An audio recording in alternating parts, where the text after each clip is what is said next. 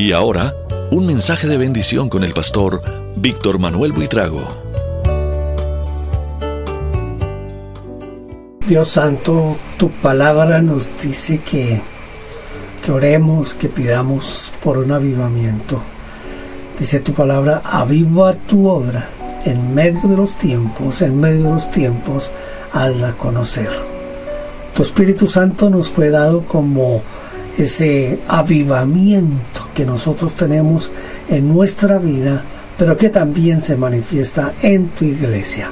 Por eso te ruego en este momento que avives con el fuego de tu Espíritu Santo, avives nuestra vida, Señor. Aviva tu iglesia, aviva tu obra en estos tiempos tan difíciles que estamos viviendo. Avívanos, Señor, para gloria de tu santo nombre. En Cristo Jesús te ruego que avives tu obra en medio de los tiempos. Amén y amén.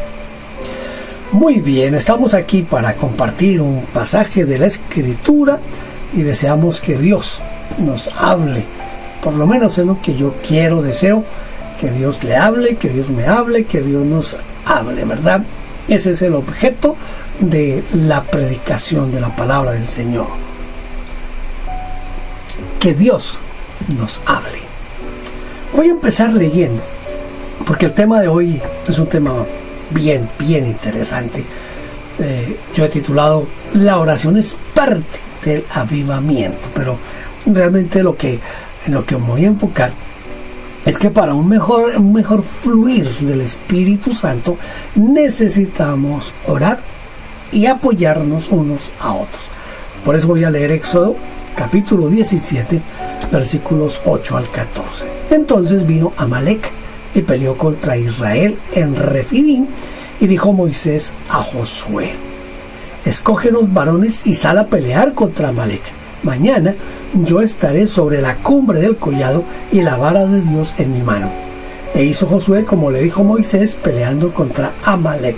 Y Moisés y Aarón y Hur subieron a la cumbre del collado. Y sucedía que cuando alzaba Moisés su mano, Israel prevalecía, más cuando él bajaba su mano, prevalecía Amalec. Y las manos de Moisés se cansaban, por lo que tomaron una piedra y la pusieron debajo de él y se sentó sobre ella, y Aarón y Hur sostenían sus manos, el uno de un lado y el otro del otro. Así hubo en sus manos firmeza hasta que se puso el sol.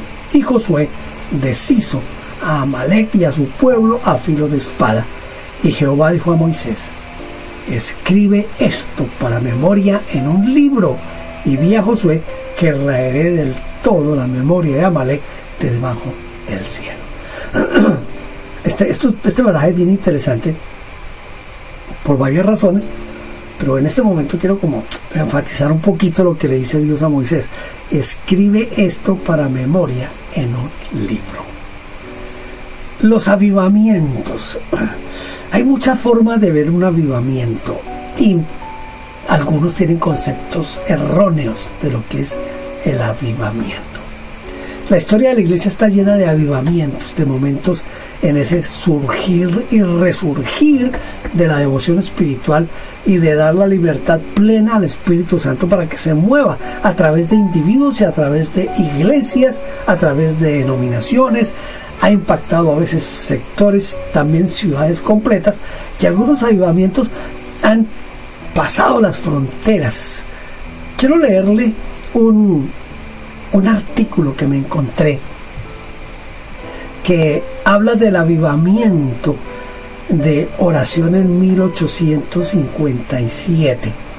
Este artículo fue publicado en inglés en el foro de discusión un foro de discusión que se hizo sobre la oración, especialmente tomando como base segundo de Crónicas 7:14, que seguramente usted lo conoce de memoria: si se humillare mi pueblo, sobre el cual mi nombre es invocado, y oraren y buscaren mi rostro y se convirtieren de sus malos caminos, entonces yo oiré desde los cielos, perdonaré sus pecados y sanaré su tierra. Este es un versículo muy conocido, segundo de Crónicas 7:14. Tomando ese texto, se hacen esos foros de discusión en la internet Y aquí hay un pensamiento de uno de los panelistas, de uno de los que dejó hablando sobre el avivamiento de 1857. Cuando estudiamos el avivamiento de 1857 en los Estados Unidos, encontramos que se cumplieron estas mismas 4 condiciones y como resultado Dios sanó la tierra. Este avivamiento maravilloso comenzó con un solo hombre y su reunión fracasada de oración, pero terminó con 2 millones de convertidos por ambos lados del Atlántico y fue llamado el segundo gran despertar evangélico por el doctor Edwin Orr. Jeremías Lanphier, de 49 años, era un recién nombrado ministro de la Iglesia Holandesa del Norte en Nueva York. Él invitó a una reunión de oración semanal de mediodía hasta la 1 para dar a los empresarios y negociantes una oportunidad de hacer una pausa e invocar a Dios. El 23 de septiembre, a mediodía, abrió la puerta y esperó. 20, 30 minutos pasaron, nadie vino.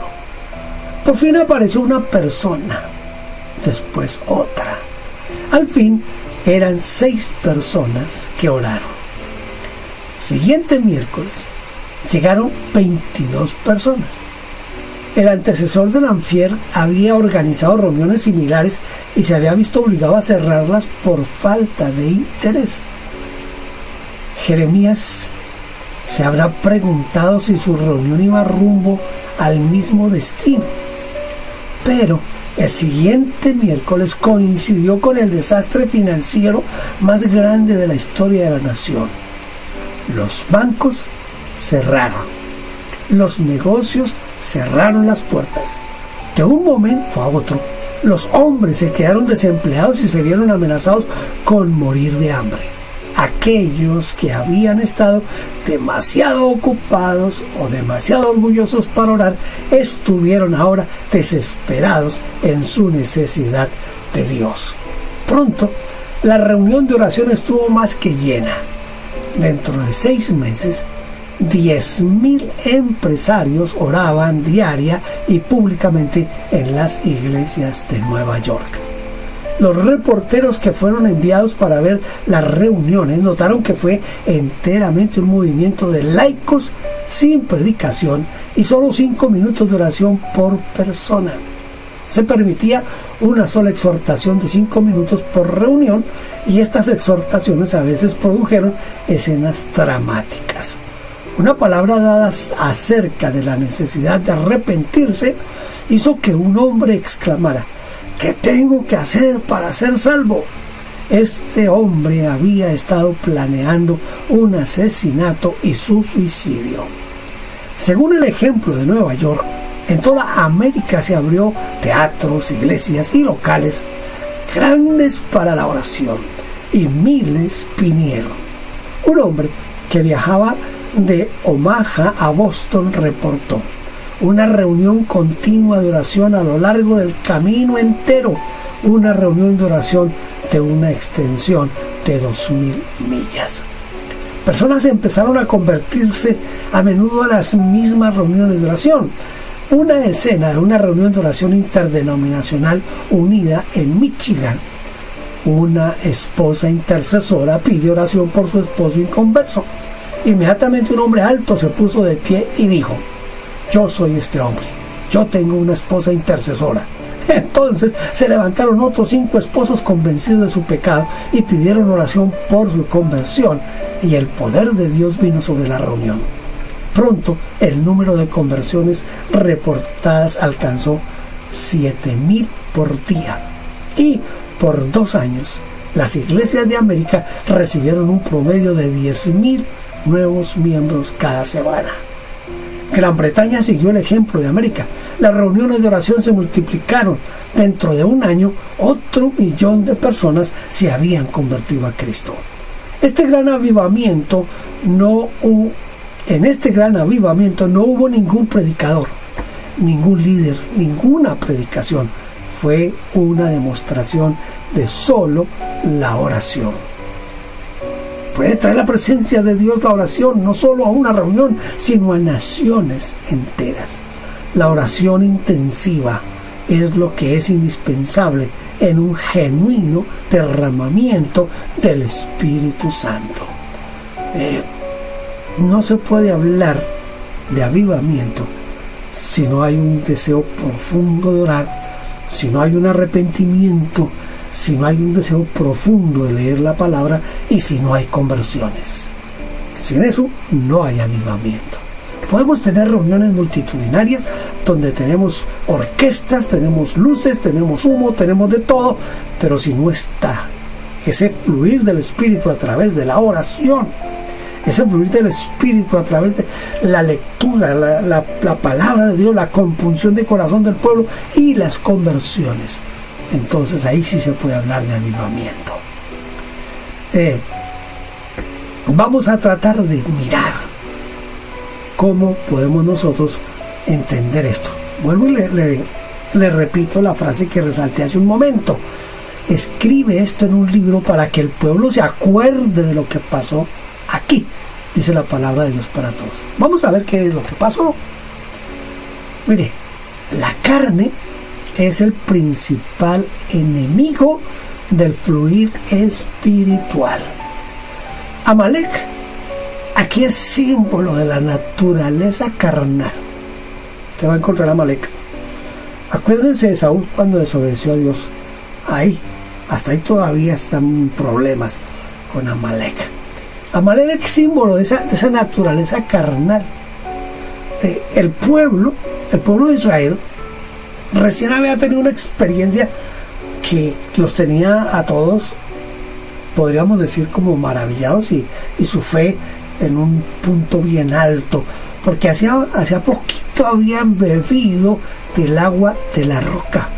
Ahora recuerde que esa agua de la roca es Cristo Jesús. Entonces se habían llenado de Cristo Jesús. También algunos han dicho que esa agua de la roca es el símbolo del Espíritu Santo. Amalek significa nuestra carne, nuestro viejo hombre. Esa carne, ese viejo hombre que viene a pelear precisamente después de que nosotros bebemos del agua de la vida, después de que bebemos del Espíritu Santo, se levanta nuestra carne a tratar de derrotarnos, hacernos sentir fracasados, porque eso es parte de la naturaleza pecaminosa y carnal que nosotros tenemos. Esa carne casi siempre nos ataca, podríamos decir, a mansalva, porque Amalek atacó y atacó de una manera terrible, porque era un pueblo que ya tenía experiencia en la guerra y todo eso. Recuerde que el pueblo de Israel, ¿qué era lo que hacían antes? Cosían ladrillo, hacían ladrillos, eso era el trabajo de ellos de manejar espadas, de manejar pelea, combate. No tenían mucha idea, seguramente alguna, pero no era un pueblo guerrero el pueblo de Israel. Amalek sí, y por eso Amalek viene a destruir a Israel. Entonces Amalek ataca por la retaguardia, es decir, ataca por los más indefensos. Nosotros tenemos esa carne que nos ataca cuando menos lo esperamos. Esa es la razón por la cual muchos cristianos después se toman la cabeza a dos manos y dicen: ¿por qué lo hice? ¿En qué estaba pensando? ¿Por qué me dejé llevar? ¿Por qué? Porque nos toma por la parte más débil. Pero gracias a Dios, porque Dios siempre tiene estrategias que nos las transmite y nos las da, especialmente a través de la palabra. Por eso es que yo encuentro valioso lo que el Señor le recomienda a Moisés, y es: escribe esto en un libro para que el pueblo se acuerde de lo que pasó aquí. En la Reina Valera dice: escribe esto para memoria en un libro. Entonces, para que recordemos, y Dios tiene siempre estrategias que nos las va a compartir a través de su palabra. Moisés nombra a Josué como el capitán. Esto es importante. Moisés no se va a la batalla, manda a Josué como el capitán.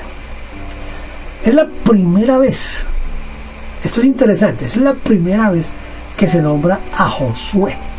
Es la primera vez que se menciona a Josué por nombre propio, Josué. Pero ni Josué ni el pueblo eran guerreros. Yo a veces pienso en esa experiencia que debió sentir tanto Moisés como Josué. Moisés sabía que Josué no tenía ninguna experticia, dicen ahora, ninguna experiencia en la guerra, ni en el arte de la guerra, ni en la pelea. Pero Josué lo pone allí a que dirija al pueblo. No eran guerreros, pero ahí estaban. Esta va a ser su primera batalla. Así que si hay triunfo, no se puede indilgar este triunfo, no se le puede endosar al pueblo de Israel en sí, porque ni Josué ni el pueblo eran expertos en la guerra ni en la batalla. Tenía que haber alguien que recibiera toda la gloria y que recibiera todo lo que se puede decir. Él es el único merecedor de que esta batalla sea ganada. Si a alguien hay que subir a un podio, no es ni a Josué, no es ni al pueblo, sino directamente a quien hizo la guerra, ganó la guerra y la forma en que se ganó esa guerra. Moisés iba a estar en la cumbre, es decir, se fue al lugar alto, a la montaña. Un amigo mío escribió un libro que habla sobre Moisés, el hombre de las montañas y de los valles.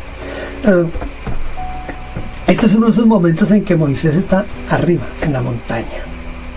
Las montañas para el pueblo de Israel, y no solamente para el pueblo de Israel, sino para todos los pueblos de ese tiempo, tenían un significante muy grande, porque eran las montañas donde se hacían los cultos a los dioses. Así que con esta actitud de Moisés ir a la montaña, lo que él está diciéndole a Josué, palabras más, palabras menos, es: mire, hermano, yo lo voy a mandar a usted allí, usted no sabe nada de guerra, usted no sabe nada de pelear, yo lo voy a mandar allí, pero escúcheme, Josué, yo voy a estar orando para que sea Dios quien le dé la victoria.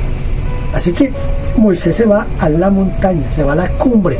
Estos lugares altos siempre simbolizaron eso, el lugar de adoración, el lugar donde se exaltaban a los diferentes dioses. Solamente que aquí Moisés va a levantar y a exaltar al Dios de dioses y Señor de señores. La vara que Dios que Moisés cargaba en el desierto, y que Dios se la había convertido en un símbolo de autoridad y en un símbolo de la presencia de Dios. Moisés va con esa vara. Esa vara realmente no está en las manos de Moisés, está en las manos de Dios, y es la vara no de Moisés, sino la vara de Dios. Esto muestra la autoridad divina que Dios le había dado a Moisés. Acuérdense que Dios le dice a Moisés: ¿qué es eso que tiene en la mano? Una vara, tírela al piso, se convierte en una serpiente. Cuando llegó a donde Faraón, la vara fue importantísima, porque aparte de que la vara se convirtió en serpiente, con la vara tocaron el río. Bueno, muchas cosas pasaron con esa vara. Esa vara era un símbolo tanto de Dios como de la autoridad que Dios le había dado a Moisés. Esto es autoridad divina. Hay algo que usted y yo tenemos que entender, y es que nuestra guerra no es contra sangre y carne, no señor. Nuestra guerra es contra los poderes de las tinieblas, contra los poderes satánicos, contra la carne, y esos enemigos que tenemos no los podemos vencer con estrategias humanas. La única manera de vencer a esos enemigos es con la palabra de Dios, con el poder del Espíritu Santo actuando en nuestras vidas. Son huestes espirituales y hay que vencerlas con el Espíritu. Nuestra guerra tiene que ser hecha con las armas de Dios. Moisés sube acompañado de Aarón y de Hur. Aarón representando la parte sacerdotal. Hur está allí como representando al pueblo y al mismo ejército. Así que cuando suben estos tres hombres a la cumbre de la montaña, la parte más alta, nos muestra algo bien importante. Miren lo que dice. Voy a volver a releer los versículos 11, 12, porque es bien interesante. Y sucedía que cuando Moisés alzaba sus manos, Escuche, cuando Moisés alzaba sus manos, Israel prevalecía. Mas cuando él bajaba sus manos, prevalecía Amalek. Ahí está Moisés levantando sus manos y se cansaba de tenerlas arriba y tenía que bajarlas. Pero cuando estaba arriba las manos, ahí estaba el poder de Dios actuando, y entonces el pueblo de Israel avasallaba a Amalek. Pero cuando Moisés bajaba las manos, Amalek se levantaba con fuerza a pelear contra Josué. Versículo 12. Y las manos de Moisés se cansaban, por lo que tomaron una piedra y la pusieron debajo de él y se sentó sobre ella. Aarón y Hur sostenían sus manos, el uno de un lado y el otro del otro. Así hubo en sus manos firmeza hasta que se puso el sol. Yo encuentro aquí algo bien importante, y es la visión, la percepción que tienen Aarón y Hur. Ellos quedan mirando la escena.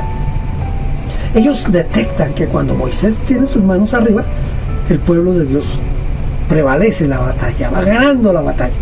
Pero cuando Moisés baja las manos, el pueblo de Israel comienza como hacia atrás, y Amalek a prevalecer. Entonces se dan cuenta, oiga, mire, cuando el hombre levanta las manos, hay victoria. Cuando el hombre las baja, estamos en problemas.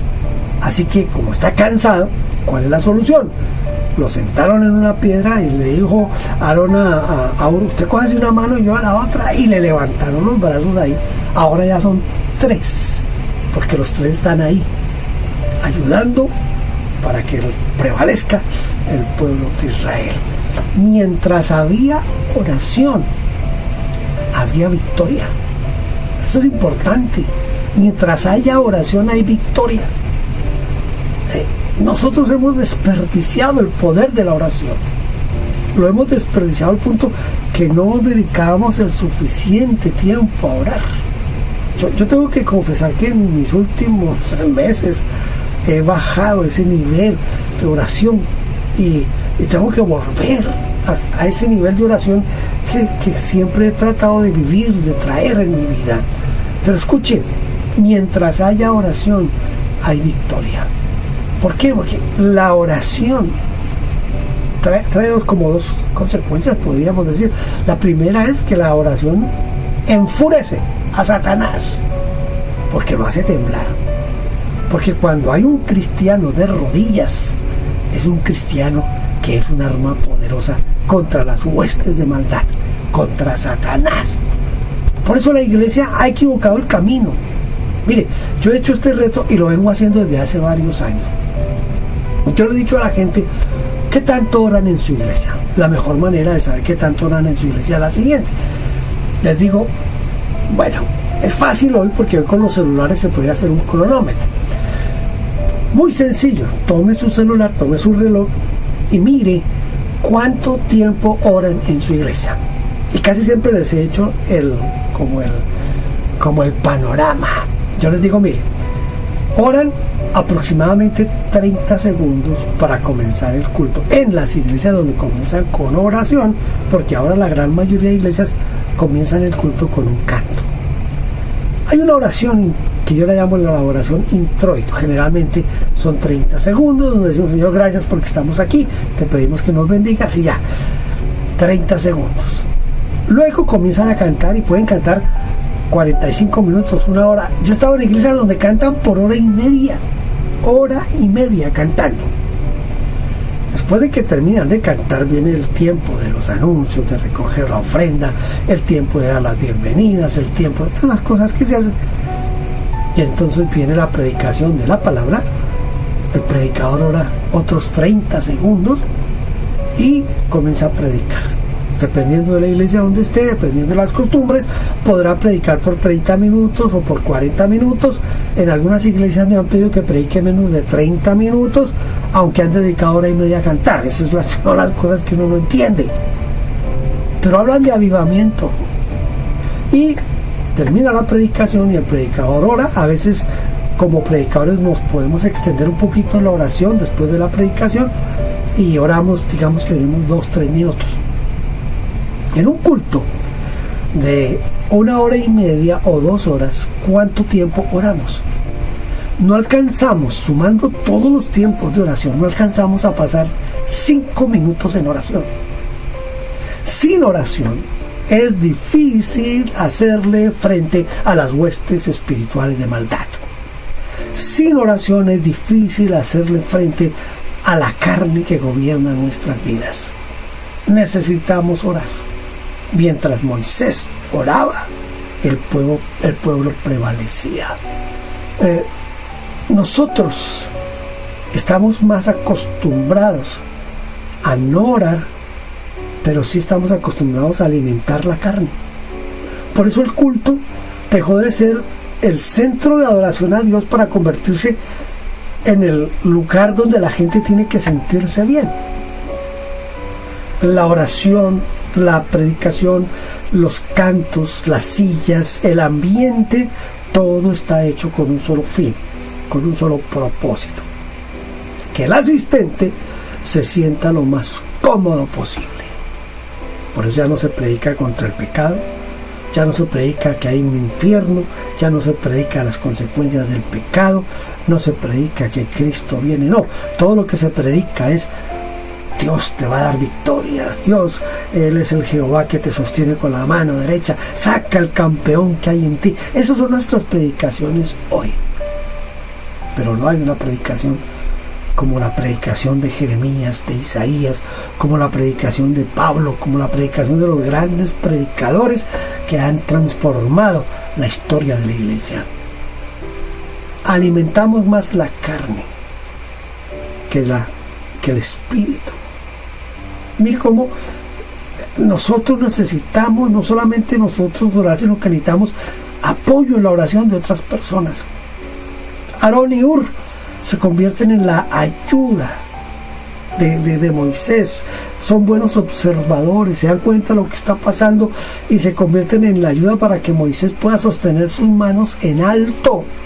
La piedra, yo la considero como ese símbolo de lo que nos dice la palabra, que es Cristo, es la roca, esa roca que desecharon los edificadores, esa roca que el Señor dijo: bienaventurado quien caiga sobre esta roca, pero hay de aquel sobre quien caiga esta roca.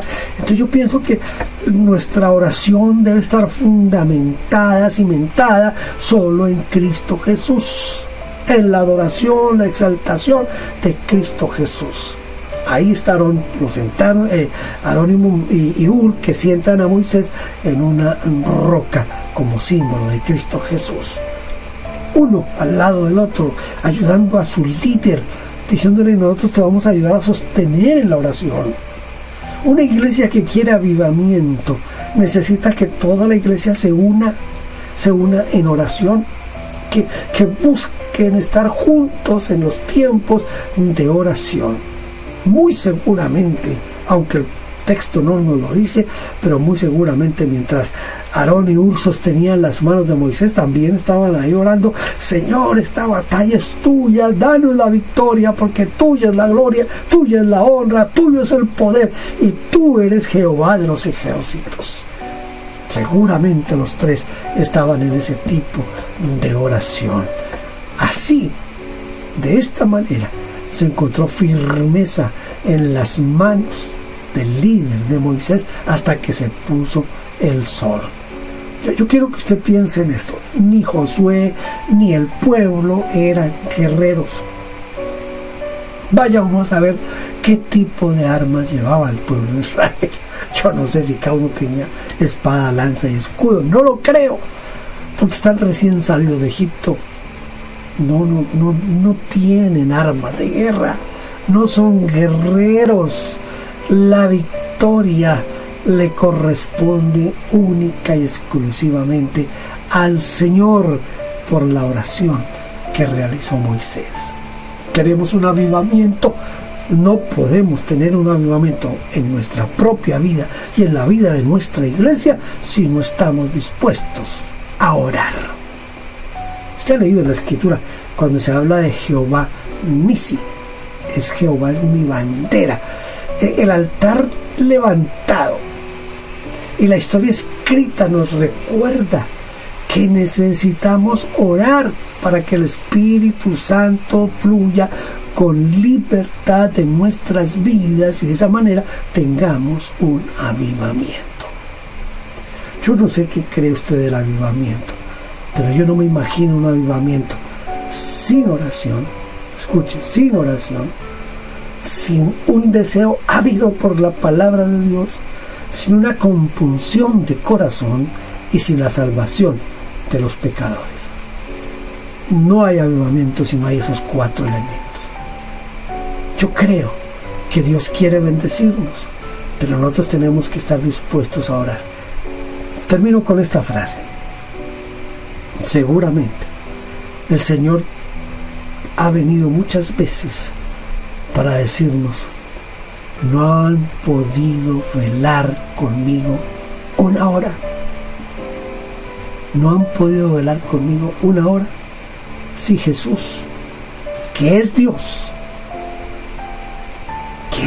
mismo, se arrodilló a orar porque necesitaba orar, ¿por qué nosotros, humanos carnales, pecadores, no sentimos esa necesidad de orar?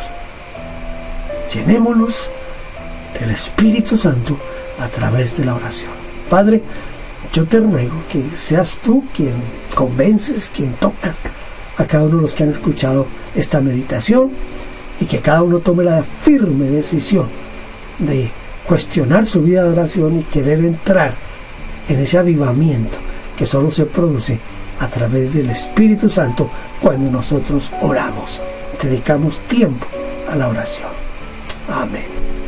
Gracias por estar aquí conmigo. Dios les bendiga. Gracias por vernos. Déjenos su huella suscribiéndose, like, campanita y comparta. Bendiciones.